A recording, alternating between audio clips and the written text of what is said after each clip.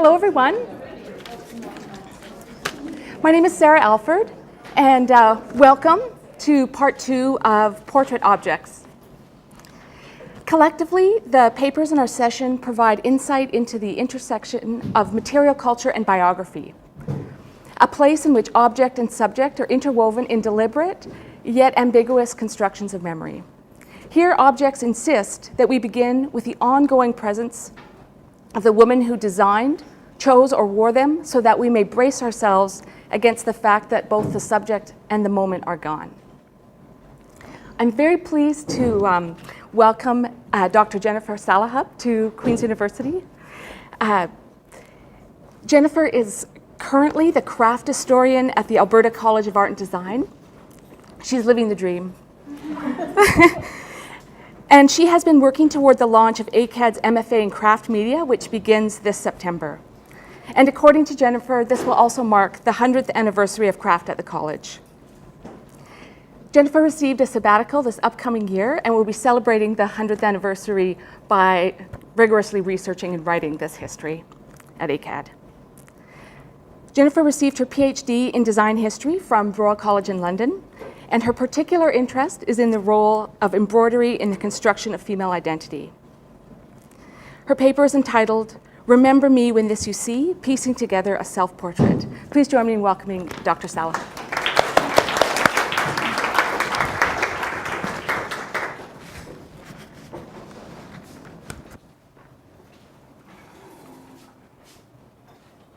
All right, we're going to, oh, they're right, blinding light. Okay. I want to thank the organizers. I want to complain to the organizers that I didn't get to see all the sessions. All the other ones were really good too, people keep telling me. So, thank you. And thank you for staying this afternoon. All right? So, as a textile historian, I have continually argued that for many Victorian and Edwardian women, fashionable domestic embroidery served as primary evidence of a life defined by the bounds of bourgeois respectability. Nonetheless, today I am suggesting that in the late 19th century, some women used a new form of needlework, crazy quilts, to document their lives in such a way that these works move beyond the general approbation to the specific and the personal. Further, I would like to suggest that the public outcry that crazy quilts provoked is less about the works themselves than it is about female identity at the turn of the century. Most of my slides, all of which are Canadian, will serve as background information and just something to look at. The two works that I proffer as examples of self-portraits are at the conclusion. In the history of Western portraiture, it is typically the attributes or symbols that provide clues to the identity, profession, or even character of the sitter. Thus, in self-portraits, we might expect to see evidence of the tools of the trade. However, what of artists working in thread? Especially given that the incorporation of needlework in a 19th century portrait would likely signify domesticity or femininity. I believe that such an artist, well versed in the language of embroidery, would have turned to the familiar and meaningful materials of her work basket for inspiration. For these artists, crazy quilts functioned as a means of self-reflection and perhaps even defiance. This is sort of a new slant on it. In 1994, Jane Prisibis suggests that for Victorian women, and I quote, "a crazy quilt may have been the private theater in which she first heard herself speak aloud that which had been unspeakable." Crazy quilts are much more than simple reflections of received ideas. They are evidence of an examined life. And I will begin by referencing a remarkable manuscript from 1900, in which the author addresses the implications of quilt making and social change in the lives of contemporary women. In this unpublished essay, the American writer Ruth McHenry Stewart proffers the crazy quilt as a metaphor for the imagined space that she and other female writers and artists had negotiated for themselves. Stewart argues that the crazy quilt was neither the private feminine world of love and ritual, of which Victorian fancy work was a marker, nor the public masculine world of reading, writing, and speaking, to which the new woman sought entry. In this insightful, almost postmodern reading, the crazy quilt serves as the space between, or a hybrid of, the so-called separate spheres. However, before going any further, what exactly is a crazy quilt? Well, to begin with, it's ill-named. It's not a quilt. It is neither quilted, that would be those stitches between holding the three lines together, nor is it cozy, there's no padding in the middle, nor is it utilitarian. It is constructed from irregularly shaped pieces of silk, ranging from delicate to heavyweight dress silks, ribbons, novelty silks, brocades, velvets, and thus it cannot be laundered. In other words, it is an embroidery. It was not, for not only is every seam meticulously stitched, but even the pieces themselves are often stitched as well by hand. This is in an era when the home sewing machine was very popular, so they're really making a choice to do this. A successful crazy quilt is a well-considered work of art, the materials collected and edited over an extended period of time, and it was intended for display and for critique. They were in the public sphere. Crazy quilts appeared on the scene in England and North America in the early 1880s and were out of fashion by around 1900. They were closely associated with design reform and the visual vocabulary of the aesthetic movement as articulated by Oscar Wilde on his North American tour of 1882, and Wilde was here. For Wilde and the aesthetes, art, always with a capital A, was to serve as the outward manifestation of an inner sensibility, with art embroidery a medium of reform. Although the name crazy, as in lunatic, lent itself to ridicule and was immediately taken up with alacrity by the gentlemen of the press, the origin is rooted in the enthusiasm for the first exhibitions of Japanese art in the West, in particular, the crazed surface of ceramics. That's what crazy is. It's the crazed surface of ceramics. Indeed, the earliest references to this form of patchwork use the terms Japanese and crazy interchangeably. And notwithstanding the name, the making of a crazy quilt is about planning and execution. It's about order and control. The initial most of the times I'll read the labels. This is one that I'm not. You can read it yourself. Okay. The initial influence of Japan on the aesthetes and crazy work was both direct and indirect. The Japanese aesthetic was very different from the Western one.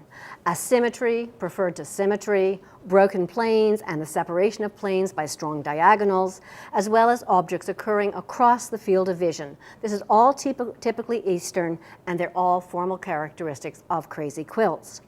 Besides the imagery, the color palette, with its affected greenery yallery, was of particular importance, for this quickly distinguished the crazy quilt, or the aesthetic work, from the garish synthetic colors associated with the sentimental Victorian taste.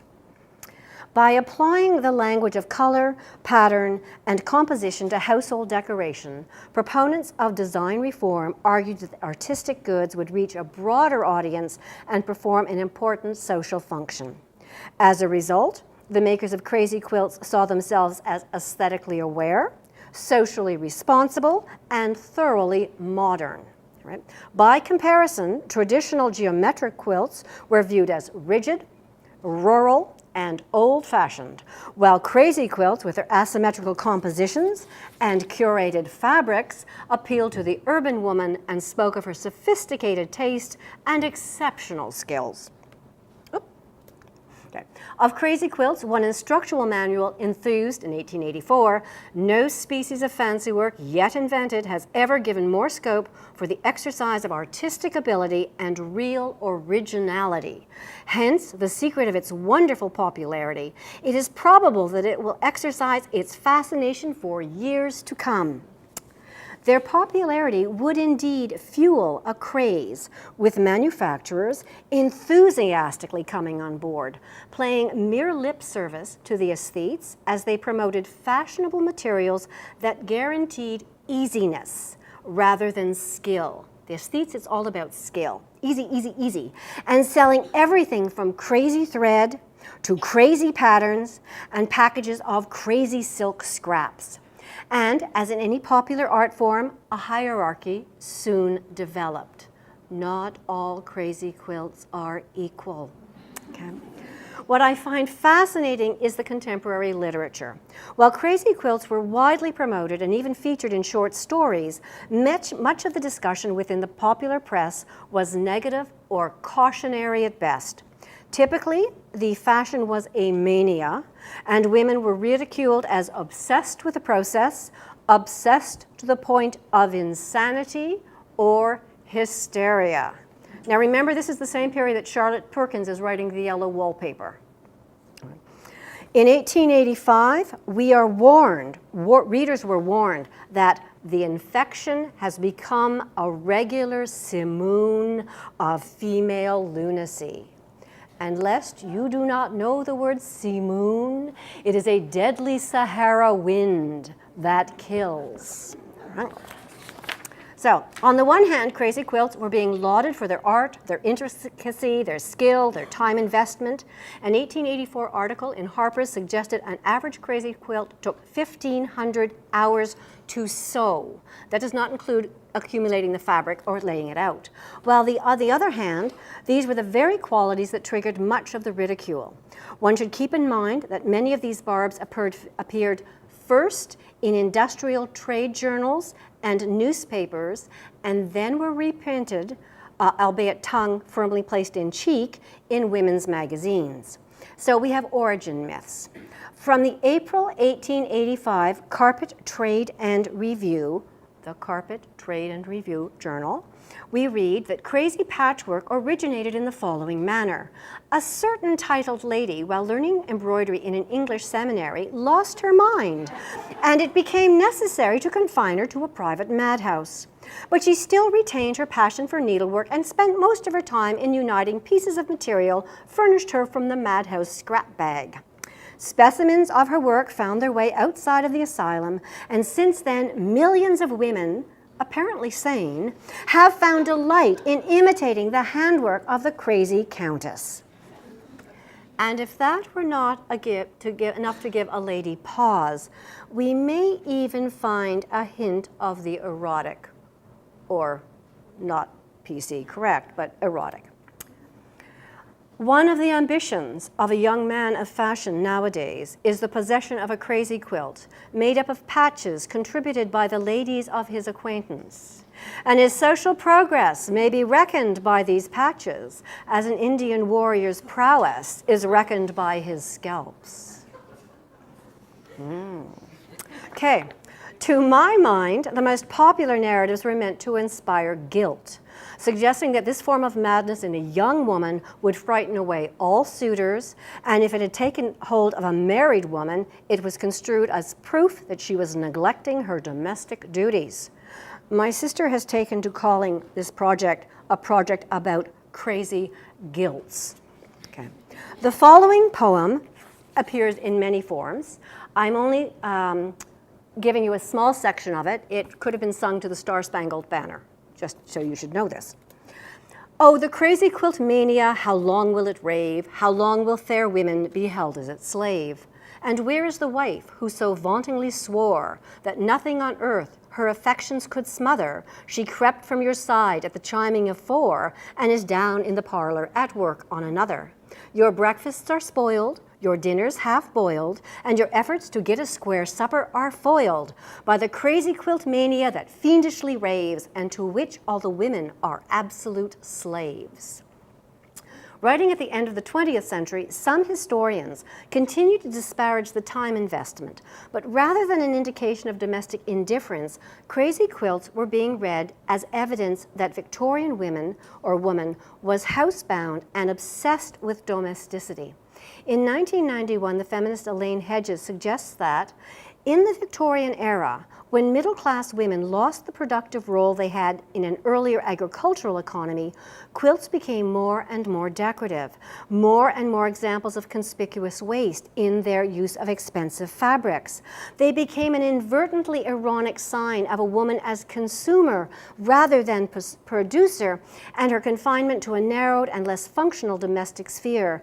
They became a badge of her oppression. I can argue this in many different ways. But re-examining the rhetoric through a 19th century, or re-examining the 19th century narratives through a 21st century lens provides a different interpretation. A reconsideration of, I think I'm down to here, yeah. 19th century lens, 21st century lens provides a different interpretation, a reconsideration of contemporary attitudes towards the changing landscape of female identity. This was a period of rational dress. This was the period of suffrage, the WCTU, higher education. Women were attending university at Queen's, one of the first. For instance, in an oft-repeated tale of how the pieces of silk were attained, the Carpet Trade and Review Journal delighted in publishing anecdotes about how men were being accosted by young women, anxious to snip the silk from the hat linings and neckties. Now, I think the stories are less about the apocryphal snipping of silks than about middle-class women out in the world, breaking patterns of conformity, perhaps even bantering with men. In 1884, we have a picture of this in the gallery. But in 1884, at the height of the enthusiasm for the aesthetic movement in Canada, Mrs. Thomas Murray of Hamilton put the final stitches on a very elaborate self-portrait. Like many women of the times, she did not sign her name. She did not sign her work. However, an embroidered M appears in the upper right corner, and more remarkably, she has incorporated photographic images of herself and her children. This is a commanding work, with each piece of silk culled from a life lived, silk day dresses, velvet evening wear, furnishing fabrics, and perhaps snippets of the clothing worn in the photographs. I haven't been able to get close enough. It's in Toronto at the ROM. The cyanotypes are integral to the quilt. They too are irregularly shaped and edged with embroidery. Their central position and monochromatic palette makes them stand out against the field of colors. The dark maroon border, the Japanese fans, the bulrushes, a nod to Oscar Wilde's visit to Hamilton in 1882. While we do not know Mrs. Murray's given names, we do know that she was confident and working in a much scrutinized medium and bold enough to incorporate a new technology in this self-portrait. Arguably, we also know how she wished to be perceived, a woman of the times, a woman of taste, and an artist willing to experiment. Maud Darling, 1875-1959, made her crazy quilt a full generation later, dating from the early 20th century, after the craze is over. It speaks of a busy professional and family life in the textile mill town of Almont, Ontario. Alice Maud Mary would have been a girl when she attended the local displays of Japanese and crazy patchwork at the local fairs, but even then, she would have been well aware of the ongoing conversation. Mention of the aesthetes and crazy quilts appeared almost weekly in the Almont Gazette throughout the 80s. I read them all. This said, Darling's choice of the crazy quilt as the means to create her personal narrative was a well-considered one. Darling was part of a large family, one of 5 children. She never married, lived at home with her father, and after his death, she and her sister maintained a house together. She worked for a time at the textile mill, but had a career as a dressmaker. Fabric and thread, her medium of choice. From the accounts in the local newspaper, and there were many, we know she was active within the public realm. She was the secretary of the Horticultural Society, director of the ladies section of the North Atlantic Agricultural Society, active within the United Church, attending meetings in Toronto and Ottawa, gave lectures on church history in Ottawa. Unlike Mrs. Murray, she was comfortable signing her name, Maud. All right. But she also stitched her brother Austin's name and her sisters Estelle and Essie's names in the quilt, their Christian names. From the array of initials, it appears that the extended family and friends were included, and perhaps they contributed material memories to her project.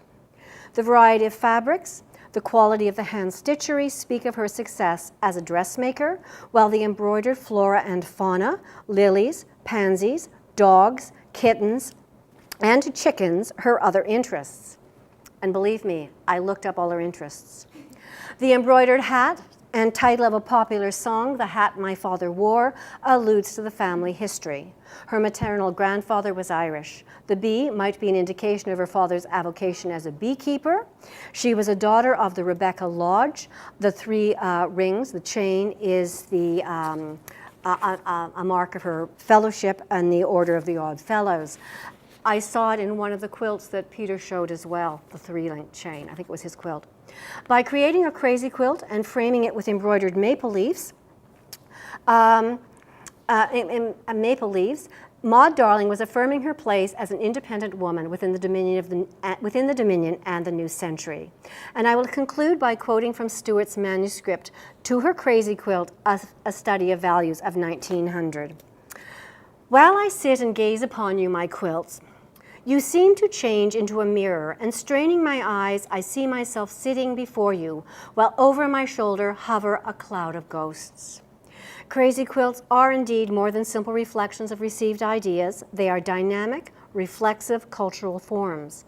These material memories are evidence of an examined life. Both Mrs. Murray and Miss Maud Darling have literally and figuratively pieced together their self-portraits. Thank you.